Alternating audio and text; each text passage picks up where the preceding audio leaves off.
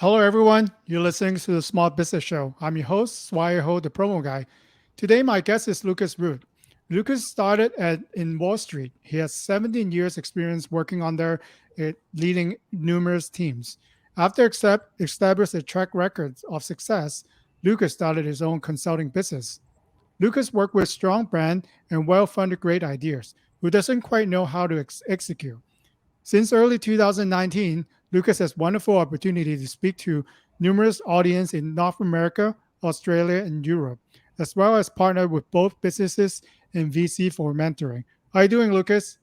I'm doing well, Swire. How are you? Good. Well, normally I would ask you to give us a little background, but since am interviewing you, my daughter would like me to ask you first. What is your favorite Pokemon? Oh, cool. It is true that I work with the Pokemon Company. They are my largest and longest standing client. I've been with them for 6 years now. I got to say, my favorite is Eevee. Okay, I'll let her know. Like, Yeah, I this like is a the. first. I'd like to do that. But how would you mind to tell us a little more about how did you make that transition from working on Wall Street to a consulting business? Especially, how did you get in touch with Pokemon? Yeah.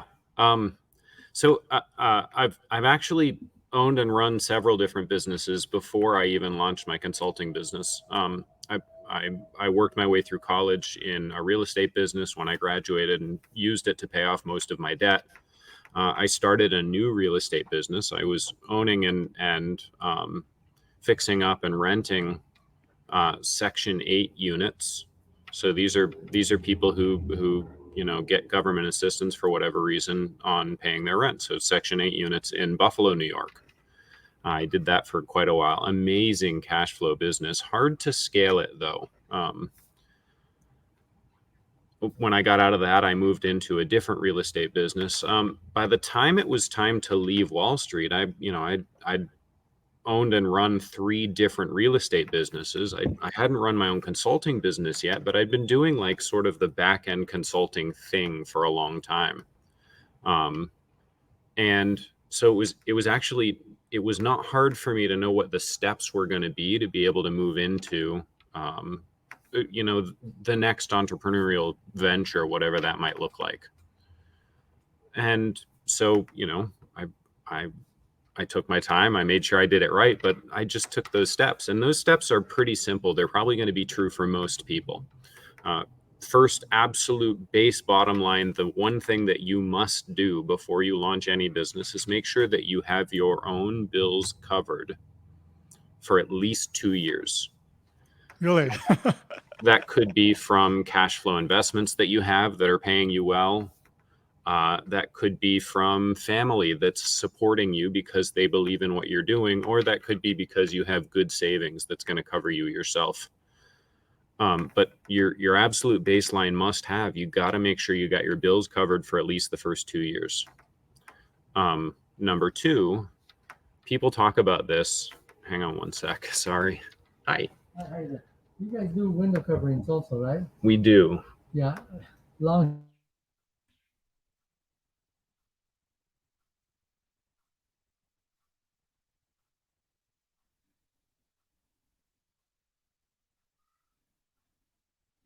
hair parts are known for this. Sorry about that. No problem.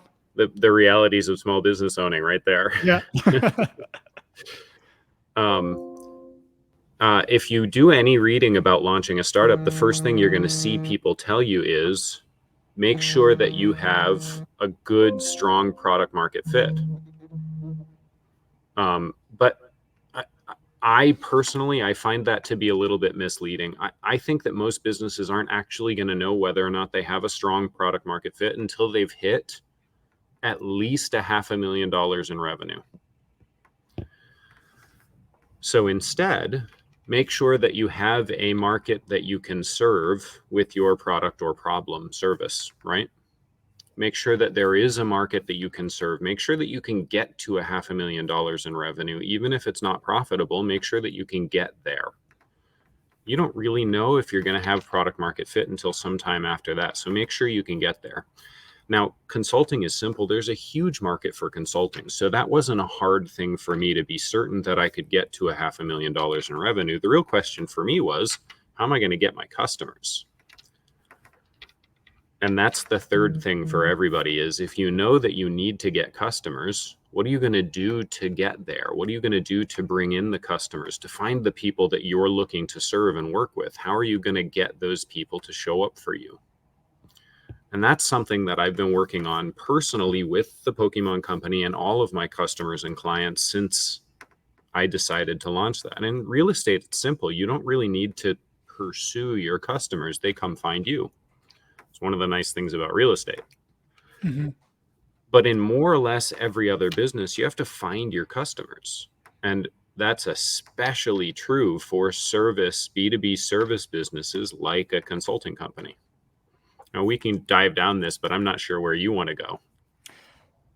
Well, first I wanted to point out, obviously there are those, like you who plan a lot before Mhm. they launch their business. Obviously, in terms of a VC standpoint, they do a lot of research and market analysis before they do. But I think most small businesses, me included, start their first venture on the limb. Probably when I started my first business, I have $0. Mm, And then it's somehow we hustle, right? We found the opportunity, we learn as we go. I think a lot of business that I talked to actually started out that way. So obviously if we have the capability and we have the resource, we have the capital, right, there will be a lot easier, will be more straight path. But I would speak for some of us here that that you are this is, I know that this is what I need to do. I got to do it, and I do have what it takes. But then it's just sometimes break the rules for in terms of a consulting a VC standpoint, because they only have this big idea, but they might or might not know how to execute it, or they don't have any fundings, but they know that they see a fit in the market, but mm, then they just don't have the capital yet to good to execute it. mhm. Great question. I personally have never actually launched a business that was funded by a VC. Okay. Me personally, I've tried a few times. They haven't worked out for me. VCs are challenging. However, I do actually know people that have been funded just for an idea. They made a great pitch. They had an amazing idea. There was no proof that it was going to succeed at all. So there's a huge spectrum, and on the one end there are people that get funded just for an idea, like a few $1,000,000 out the gate to go try and play in the marketplace and see if there's anything there, which is amazing. And on the other end of the spectrum are people like me that have never been funded. Every single one of my businesses, I've either had to start myself from scratch, or start with a group of friends or family members that wanted to go into it with me. And again, it was either self-funded or built on a shoestring. Yeah, I would say kind of half jokingly, there are some big tech company, even if a small company like myself, I make more money than they do. They're still losing money. They might have 5,000 employees, but then they're still going through money, going through different rounds. So I think it's just in terms of thinking, for access to what you have, what are you trying to do, and then do you really need the funding? For a lot of small business like that, certainly for myself, in the beginning, I don't need any funding. Like there's really a low overhead, which brings me to, I see that on your website, you are having a course and teaching people how to be more productive working from home. Hmm. So I think we're actually at the turning point, really, because when we think about working from home, we think about someone really small, someone who is not professional. But after COVID, actually, a lot of us are working from home. Big companies have their employees working from home. So do you see we're shifting there? And how would you chime in on, being more productive working from home? Yeah. Yeah, it's here to stay. It's never going away. Um, and I've been there. I've been on Wall Street. I've been the manager of tens or even hundreds of people across my organization. I've seen the corporate mindset with regards to we need you here in the office. And I understand pieces of it. I understand the whole thing because I've been there and I've done it. Pieces of it aren't going to go away. I have a question. Here's my question. You ready? Mhm. Where did innovation come from prior to COVID? From a corporate repeatable perspective, where did innovation come from? Apart from the people and then acceptance to new ideas. Mm-hmm. Right. And new ideas come from random interactions that were engineered, right? Which is part of the reason why Apple designed their entire corporate campus around having people have to walk a long way to get to the water cooler. It was intentional. They want you to go to the water cooler. They want you to stay there, hang out, bump into people you don't know, talk to people you don't know. Apple believed that innovation came from these random interactions that created an open mind to new ideas in their engineers and their employees, saying, hey, this is a thing that we can do better. And I just talked to that person in accounting, or I just talked to that person in UI. And it made sense, right? That's where innovation happened. It was these random people bumping into each other at the water cooler. Now, if you take away the office, what happens? Well, that water cooler goes away. A lot of other things go away too. Other things that are bad, like the fact that my boss might come up and be staring over my shoulder at any given time. And I have to live in fear of making sure that I'm always looking like I'm being productive. Do we need to be productive all the time? No. Even hourly employees in the United States are only expected to actually put in 6.5 hours of productive work in a day. A salaried person that's at work for 9 hours should not be expected to do more than the same 6.5 hours of productive work a day. Looking like you're productive at all times is actually exhausting and probably reduces that number down to 5 or 4. Actually, the statistics are out and it's 3 hours of productive work a day. So when we take away the fear of your boss looking over your shoulder, all of a sudden your capacity to pump out work goes up. But your random interactions go down. So there's some good things and some bad things, and it's not going to go away, which means we're going to have to reinvent some of the things that were good about going to the office. And that's where my work from home course comes in and really starts to shine. One of I the think things, that's very interesting. Unless you're a restaurant or you are like a retail bank, and as long as you can do the work in the amount of time that set for that project, uh, don't really matter where you are in the world or whatever time zone that you're in. yeah, I've seen since COVID multiple client of ours that has expanded team all around the world. As long as they could achieve the goal set by upper management, I think people are more accommodating for yeah, people working from home, and I think there are a lot of employees demand to be working from home because we do love our personal life, and imagine you could do work and then go to your kids' performance, come back, work more, and then you do finish your goal. I think a lot of companies actually think about that, and a lot of Silicon Valley company they actually not renting their high rises anymore and just send people everywhere. yeah, yeah. And it's better. Now you can be a good employee and a good parent at the same time. You don't have to choose.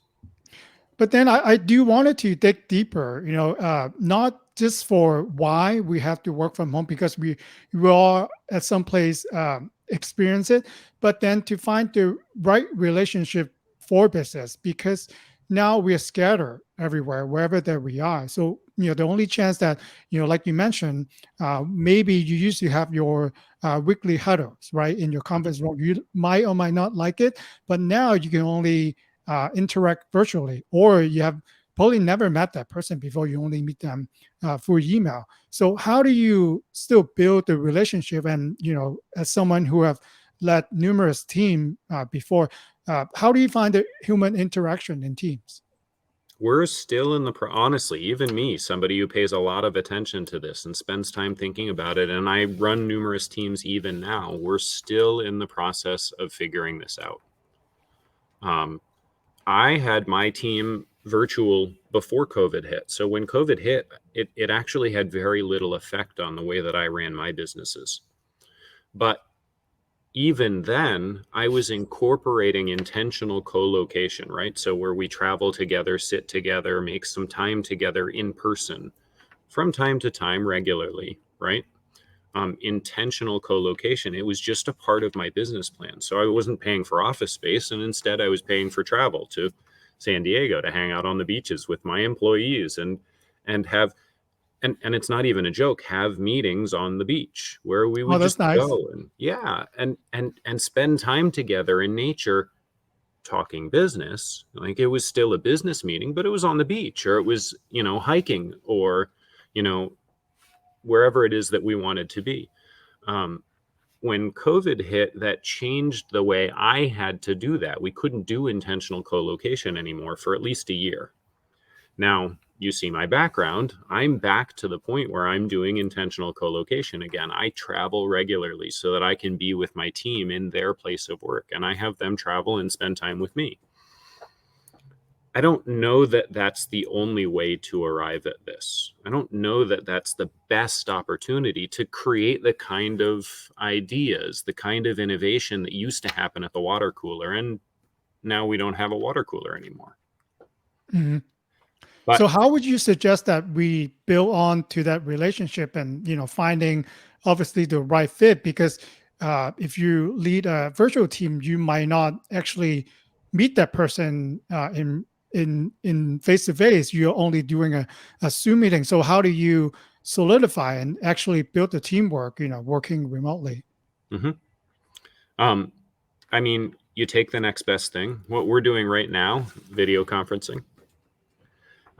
You can still do intentional co-location as long as you're working with people in countries that allow travel at all. So, I have some people that work for me in the Philippines. I can go to the Philippines and spend time with them. And in the fullness of time, I will. Right now, for me, international travel is not very high on my list, but domestic travel is. So, my domestic teams, I'm going to spending time with. Okay. So how do you invest into the right, I guess, the right relationship to grow the team? Do you feel like that's the most important aspect for successful ventures or company? Yeah, 100%. Without question, the people are the one piece of your business that absolutely cannot be replaced. And from Wall Street, the thing on Wall Street, the thing you say about everybody is, you know what, everybody's replaceable. You know what? Me, having come out of that environment, I'd like to say nobody's replaceable.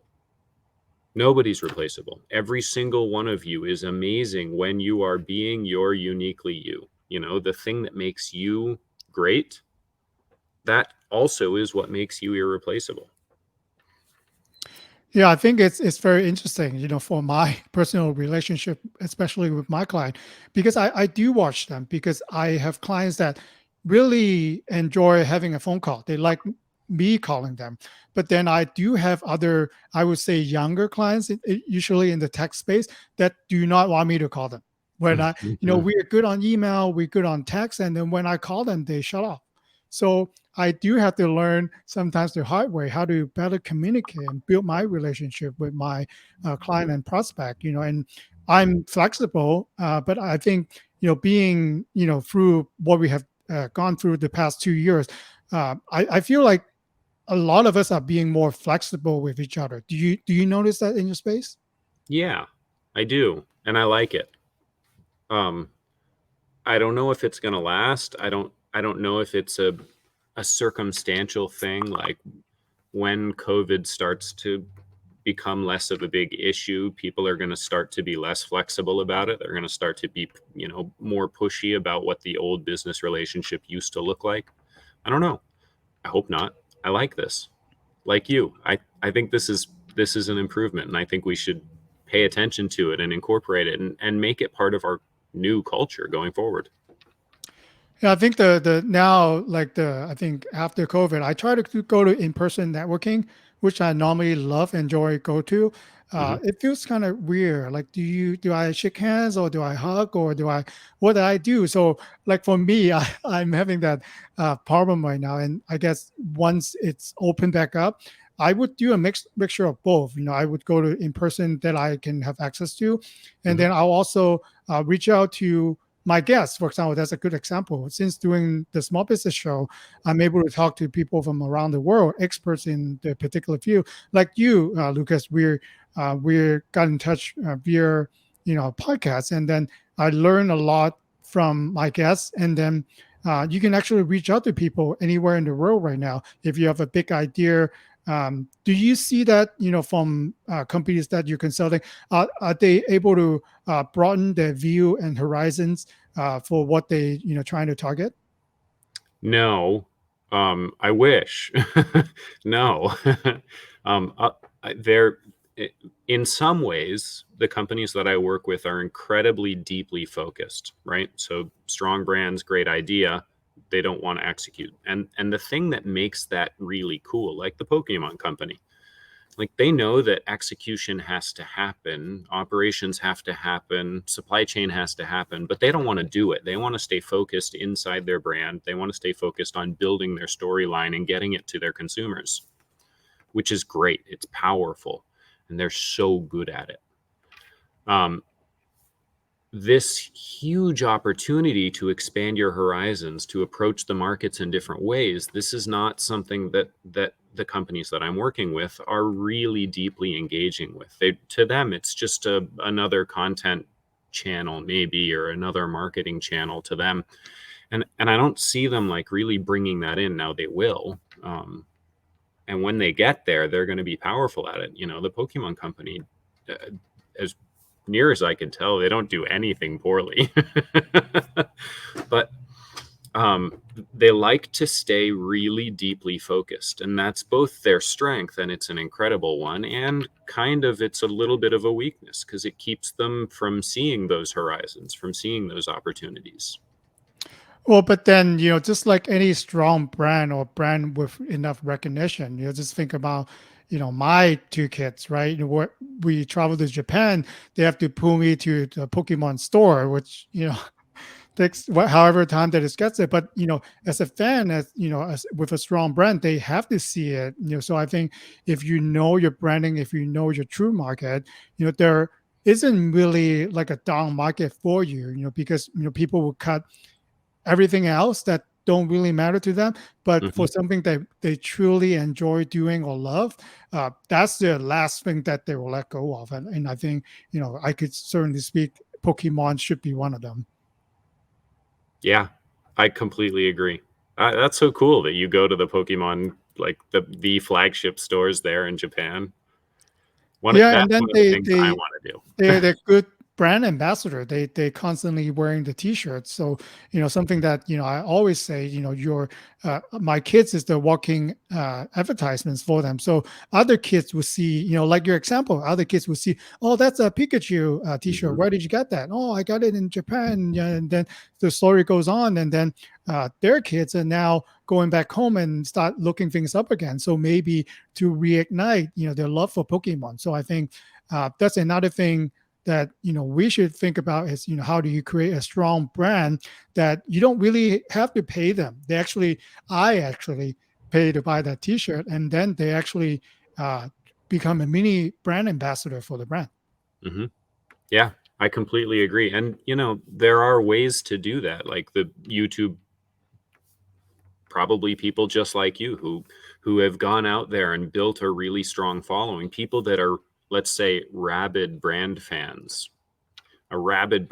somebody who like consumes every bit of your content and just loves everything that you put out, and they're there for you every single time something releases. They probably pay attention to what time of day your podcast drops so that they make sure that they have time in their schedule to get on and listen to you.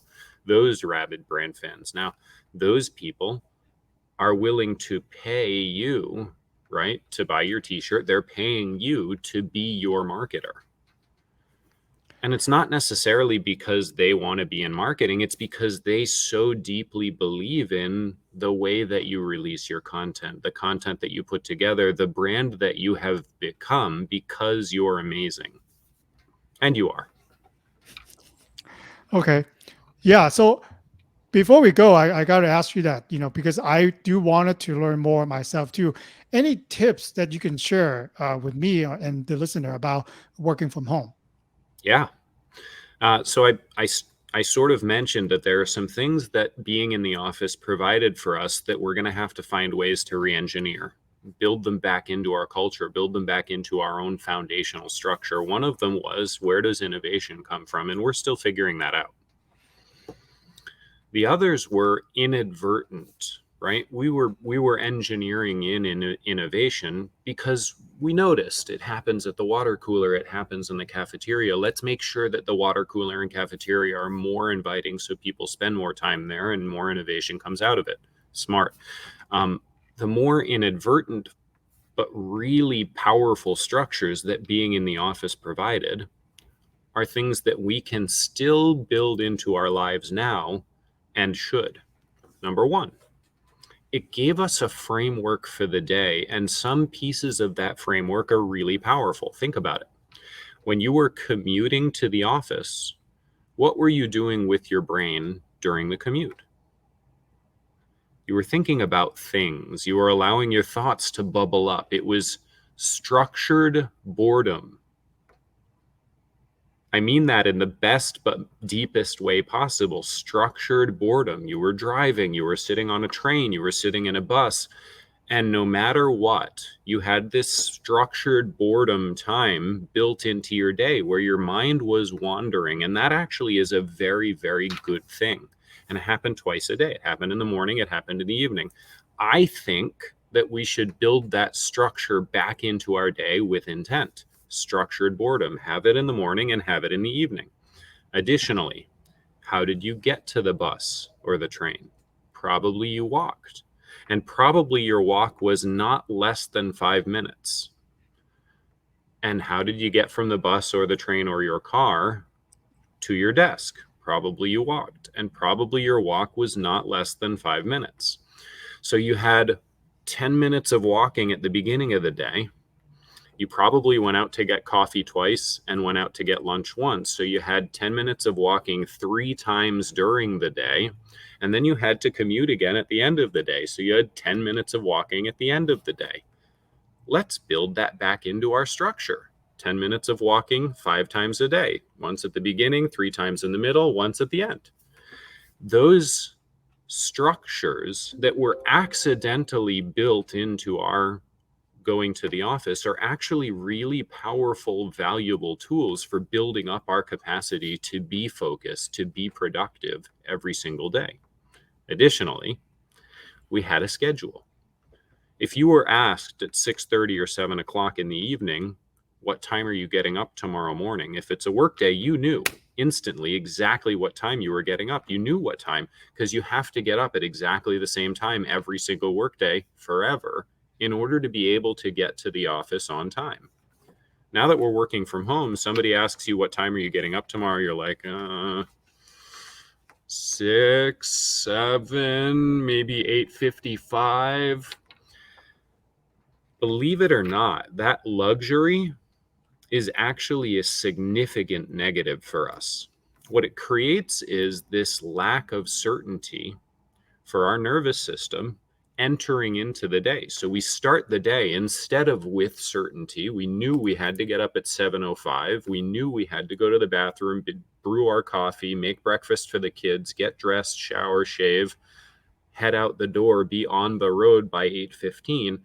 And because we knew exactly what our morning had to look like every single day, that certainty saved us from having to worry about how we were going to do things. Now that we're at home, we've taken this luxury of lack of certainty, and it is a luxury, but it's also a huge cost, because now your brain is wondering what's next, what's next, what's next all the time. So build that structure back in with a good morning routine that includes 10 minutes of walking and some structured boredom time and some reading. because probably when you were commuting, you did a little bit of reading or you listened to a podcast. So some active learning time. Make sure that you take care of your morning, taking care of yourself, getting up, getting ready, putting on some work clothes. Another piece that I talk about in my course is work clothes. I wear work clothes. I continue to wear work clothes. I think of my work clothes as a productivity uniform. Now let's think about productivity uniforms for a second. I can take this and I can go out onto a soccer field and play a soccer game in my collared shirt. It probably won't even affect my game, but I don't, because I actually have a productivity uniform for soccer and it doesn't look like this. It doesn't feel like this. It doesn't smell like this. I can take this and I can go to sleep and sleep for the night. I don't care what I'm wearing when I'm sleeping, but the thing is, our body gets used to the idea that specific environments have specific productivity inputs and outputs. And so I continue to wear a collared shirt because I want to make sure that I'm giving myself the signal of this is productivity time so that I can keep responding to that signal. So those are some good ways to start. First, look at your day from a structured perspective, plan it out. It doesn't have to be planned out to the minute, but plan it out so that you know what time you're getting up in the morning. You don't have to wonder. Build in the pieces of your day that used to be really valuable when you went to the office. 5 different 10-minute walking breaks, water breaks, a little bit of social time. We're not going to the water cooler anymore, so now we have to call our coworker, but call them socially. I'm a person of routine, so I do really love that you just said that. It kind of reinforced, what I've been doing. Routine is very important in my opinion, because if you uh, get up just a certain way, if you have a routine, there's something that very tedious, something that you have to do, but then if you build that into a routine, something that that you have to do anyway, then you can get them out of the way quicker than if I wake you up in the middle of the night, you have to do your QuickBooks or whatever the task that you have to do. Then you don't want to do that. I'm pulling out for your routine. And then I just thought about something that really interesting now. Since I do love networking, I do notice that there are a lot of creative ideas flowing around networking right now.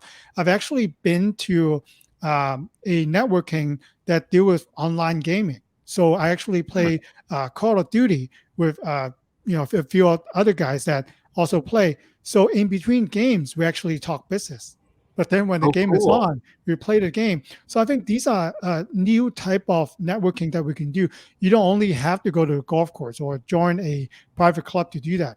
Actually, there are like-minded individuals who have similar hobby as you do. So Mhm. I think these are something that I am continuing to look into, because like you said, I think working from home is here to stay, but I do value and I like to meet and network with more people. So maybe I'm not finding them at Chamber of Commerce at this moment, but then online, there are many people who are like-minded that wanted to be connect with each other. I love that. I think that's great. And the Chamber of Commerce is not dead. Like they're still putting on events. I'm paying attention to the ones that are going on local to my businesses as well. They're still putting on events. Tis the season, as they say. So pay attention to holiday parties and networking events that are around that. Additionally, the explosion of craft alcohol over the last 2 years is astonishing. Beers, kombuchas, liquors.